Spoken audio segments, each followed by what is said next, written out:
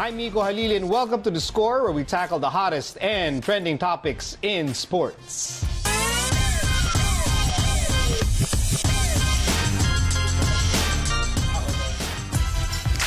There's no denying that Michael Jordan is still the most competitive player in the history of the NBA, with James Harden and Russell Westbrook both on historic runs.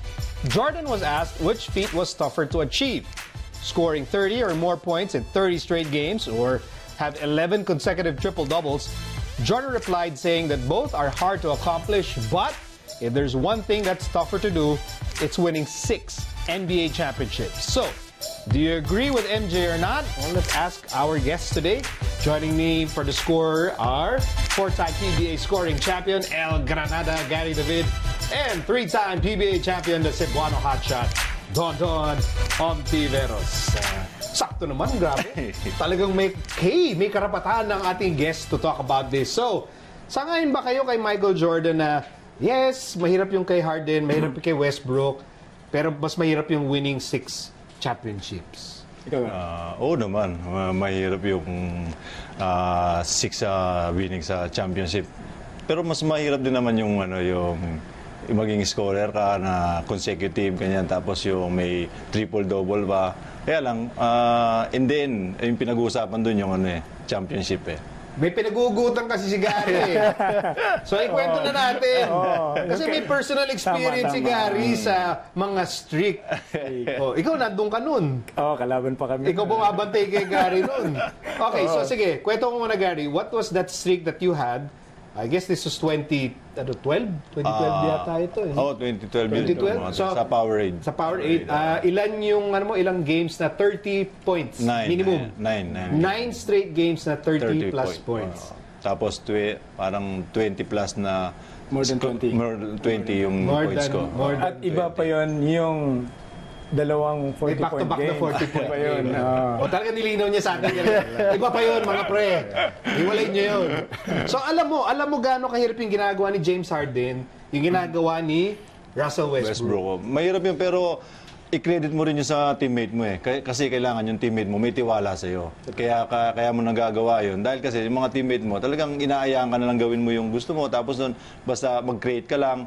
Tapos nung kung talagang nakakaano na yung mga depensa sa'yo, pinapasa mo rin naman. Hindi naman yung talagang sinuswapa mo. Sabagay, si Doug Kramer naman naging illegal pick. Tapos magaling pa mag-screen si Romel. Taga-rebound si Sean Andon eh. Taga-pasa si JB. Tapos medyo pagpagod na ako, pang finishing, si Marcio. So team effort pa rin yan. Team effort pa rin yan. Don, ano ba, itong sinabi ni Jordan na mas mahirap yung 6 championships over mga strict na stat-based. This is not to throw shade sa ginagawa nila James Harden and Westbrook. There are other parts kasi like yung assist. Before, yung alam natin na assist, after the pass, one dribble the most. Ngayon, yung assist, even 2 dribbles, kinukonsider na assist eh. And also, yung level of laro ngayon, even yung style ng laro, it would favor a guy like Harden eh. Diba sinasabi nila kung naglaro lang si Kobe ngayon or si Jordan, baka they would score more or ganun. Pero yun nga, sinasabi, mahirap pa rin yung gawin on 30 straight games or 11 triple-doubles. Again, going back to what Gary did before, mahirap yun eh. Kung siya lang inaasahan, kaya niya siguro gawin. Pero mahirap pa rin, in a sense, marami siyang mga galing na teammates. And if you ask somebody else, like Kareem Abdul-Jabbar or Wilt Chamberlain, baka sabihin din nila, mas mahirap yung or even Bill Russell, mas mahirap gawin yung 11 rings in 13 seasons. Imagine mo, nung araw, wala shot clock, di ba? So, diba? Patagalan ng possession. So, paano tataas yung stats mo? So, I think Don brings up an excellent point na in basketball kasi today, sobrang alaga ng offensive player. Exactly. Right? Makita mo sa scoring ngayon, 50 point in 1 quarter, di ba? 50 points in 1 quarter. So, nakita mo ngayon, yung pace talaga is they allow that para, of course, NBA is entertainment eh. So, Gary, ikaw nakikita mo rin talaga na because of the way the games are officiated, bawal hand check, bawal landing area, talagang everything is pinaprioritize talaga offensive players like you. Oo. Unang-una talagang kailangan makuha mo yung advantage mo doon na pag-scorer ka. Talagang alagaan ka ng mga referee na kasi landing area, yung ikaw yung unang tinitignan nila, yung offensive player eh. Ayun yung tapos konting bangga lang, konting foul. Tapos madami din yung score ang scorer kasi sa free throw. Kasi inalagaan sa foul tapos free throw ka ng free throw. Ayun. So, let's say kunyari, if somebody says, ay grabe yung ginagawa ni Harden tsaka ni Westbrook, siguro mas magaling na talaga yung mga player ngayon kaysa sa mga player noon. Ikaw ba parang, not necessarily, kasi nga, not bago yung game. Again, this is not to disrespect what they're doing. It's really remarkable. Pero if those calls would have been made the same nung mahihirapan din talaga si James Harden. Tsaka grabe kasi physical di ba? Tapos nag-aaway na yung mga players na ngayon. The fact na nung araw yung flagrant, wala Pag-play, wala lang. No blood, no foul, di ba? Tapos ngayon, may replay pa, di ba? Mababago pa yung ngayon, matamaan mo lang sa mukha kahit aksidente. Tigil laro. Can you imagine kung si Gary pinayagang mag-step back ng mga 5 hakbang? Siguro nag-50 points. Yun, di ba? Alam pa nila yun. Because like a guy like Harden, it really creates umaakyat din yung ratings and of course for those guys, they've been doing that the past 3 years. There were even a season na dapat si Harden yung mag-MVP, binigay kay Russell Westbrook kasi nag-average siya triple-double. Then the second season, the season after that, obviously binigay na nila kay Harden.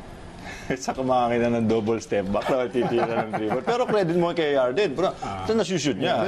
Tsaka nagagawa niya ng magandang panoorin. Pero minsan hindi mo alam kung kung traveling na o hindi. Pero magandang panoorin. And it's an artwork, art form. Tsaka nakonbinsin niya ng mga referee na pwede. Good for him. More power to him. More power to him. What we do notice though is ginagawa ni James Harden, which is amazing. Ginagawa ni Westbrook, we've seen him do it. So, may sinabi na si Michael Jordan, tinanong siya, and Jordan said mas mahirap yung 6 championships. Kobe Bryant said na yung ginagawa ni Harden, baka hindi ka manalo ng championship dyan. So, it is just, parang battle of generations mindset ba to? In a way, nag-agree naman si Harden and he has to do that kasi wala pa si Chris Paul and that time, si Eric Gordon, wala pa niya. Pero, ito yun maubusan siya pagdating sa playoff. And he's been like that the past 2 or 3 years, I guess. Na maubusan siya Game 7, yung Game 7 or was that Game 6 nung na-block siya ni Manu Ginobili. And yun nga, in a way tama yung sinabi ni Kobe na yung style ng laro niya won't win a playoff series, especially pag Golden State. Hindi mo lang sinasabi yun dahil may sapatos ka ni Kobe Bryant. Hindi naman. Nasa driver ko na. Sa maswerte mong kailangan ni James Harden, gumari David. Kamay na lumiliyab ni Gary. El Granada, Gary David, Don Ontiveros, thank you, legends, for joining the score today. Thank you. When we return, we'll tackle the top MVP contenders for the UAP Season 81 Women's Volleyball Tournament, so don't go away.